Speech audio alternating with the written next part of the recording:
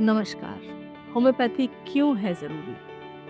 आज मैं आपसे आईबीएस, सीवियर आईबीएस के बारे में बात करना चाहती हूँ। इस तरीके के पेशेंट समाज में बहुत हैं, तो आज एक मार्वेलस केस। मैं डॉक्टर मोनिका गोस्वामी, एक होम्योपैथिक फिजिशियन हूँ। एक पेशेंट मेरे पास आए थे 2022, अगस्त 2022 में आए। करीबन 2 साल मेरे ट्रीटमेंट में रहे। जब वो आए उस समय उनको 50 से 60 लैट्रिन एक दिन में हुई। 15 से 20 लैट्रिन उनको दिन में होती थी और 30 से 40 लैट्रिन उनको रात में। तो आप कल्पना कर सकते हैं कि वो स्थिति क्या होगी पेशेंट की। उनको रेक्टल में सीवियर पेन था, जो गैस पास होने से और लैट्रिन हो जाने से उनको आराम मिल जाता था। डकारें बहुत आती थी, लैट्रिन हमेशा पतली ही रहती थी और घुटने में भी दर्द की शिकायत बताई उन्होंने। इनकी पास हिस्ट्री में 2003 में इनका आईबीएस शुरू हुआ और लार्ज इंटेस्टाइन में प्रॉब्लम आया, जिसकी वजह से 2013 में उनको large intestine cut and remove कर दी गई। मेरे पास पेशेंट आए 2022 में। उस समय डॉक्टर ने सलाह दी कि अब पाउच लगाना पड़ेगा आपको, एक्सटर्नल रेक्टम उनको लगाना पड़ेगा। तो पेशेंट इस स्थिति के लिए तैयार नहीं था। अगर हम फैमिली हिस्ट्री में बात करें तो उनकी माँ को भी यही प्रॉब्लम थी और इसी प्रॉब्लम से उनकी माँ की डेथ हुई थी। पेशेंट मेरे पास आया, उसको मेडिसिन दी गई।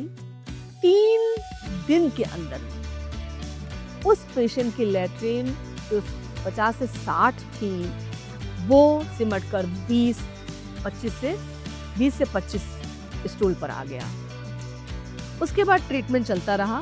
पहली दवाई मैंने सल्फर दी थी, होम्योपैथी में एक दवा है सल्फर, उसको दिया था मैंने। अब सारे आईबीएस वाले पेशेंट्स को सल्फर नहीं दी जा सकती। होम्योपैथी में दवाई उसके कॉन्स्टिट्यूशनल सिम्टम के आधार पर होती है। होम्योपैथी में किसी बीमारी की दवाई नहीं होती है, बीमार व्यक्ति की दवाई होती है। आईबीएस के 5 पेशेंट मेरे पास आए, तो पांचों को सेम दवा नहीं दी जाए। हर उस व्यक्ति की दवाई अलग होगी। हर व्यक्ति एक दूसरे से भिन्न है, डिफरेंट है, तो उसकी दवा भी डिफरेंट होगी, क्योंकि उसके कॉन्स्टिट्यूशन के आधार पर दवाई दी जाती है। दवा देने के बाद ये पेशेंट मेरे पास करीबन 2 साल तक ट्रीटमेंट में रहे। लार्ज इंटेस्टाइन नहीं थी उनको, कट एंड रिमूव, उसके बावजूद भी उन पेशेंट को हम लोग इतना ठीक करके ले आए कि 24 घंटे में 9 से 10 बार वो लैट्रिन जाते हैं।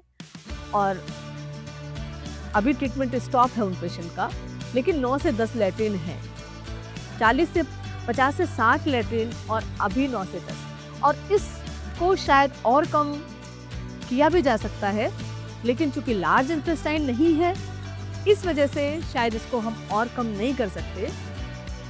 लेकिन होम्योपैथी ने सिर्फ उसके स्टूल को ठीक नहीं किया, आईबीएस को ठीक नहीं किया, उसके अंदर जो एंजाइटी थी, जो बेचैनी थी, जो हमेशा दर्द होता था, कुछ भी खा नहीं सकता था वो पेशेंट।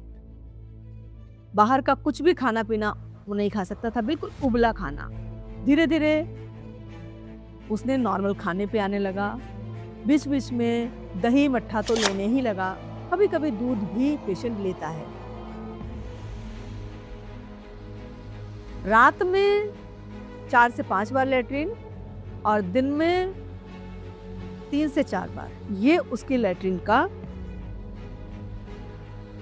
क्वांटिटी है। इसके अलावा कोई और मेडिसिन नहीं दी गई। सल्फर के बाद हम लोगों ने कैलकेरिया दिया। कैलकेरिया के बाद ट्रीटमेंट उनका स्टॉप हो गया। अभी बेहतर लाइफ जी रहे हैं। तो जहाँ पेशेंट बहुत परेशान हो, ऐसी स्थिति में भी आप होम्योपैथी के बारे में सोच सकते हैं, ट्रीटमेंट ले सकते हैं, होम्योपैथी अपना सकते हैं। बहुत बहुत धन्यवाद।